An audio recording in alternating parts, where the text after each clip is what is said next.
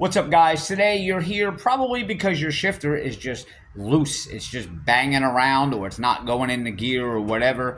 And maybe you took it somewhere and they're giving you a ridiculous price, telling you it's this, and you got to take the steering column apart. I just want to give you one thing to look at before you go ahead and pay a ridiculous fee to somebody to fix it. Let's get into it. This might not be your vehicle. This is a Ford F-350, but this is for most vehicles. Now, here's the problem you're probably having. This is just sloppy. Okay, and you can't, I mean, this truck doesn't even really go into any gear at all. It's just kind of stuck there. So, a couple of things. Probably watched about half a dozen videos already, maybe just one, and you're finding that it's possibly this shifter tube bushings that go bad, and they do.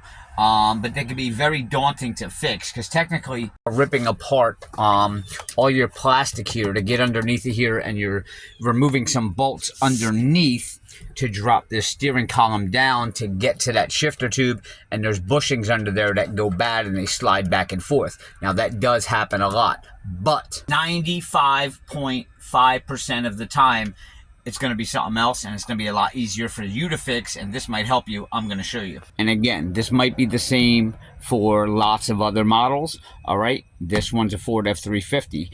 Come under your steering wheel here, down to your brake pedal.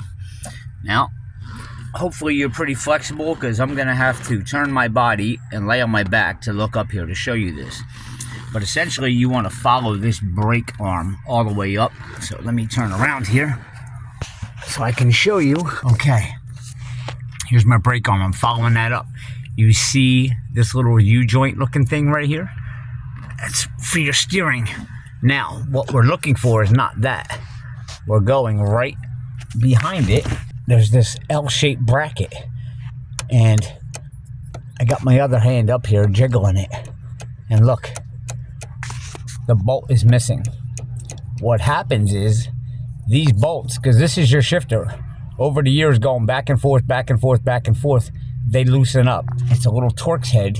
I'm not sure if this is focusing too well for you, but this one backed out, and that one's about to fall out.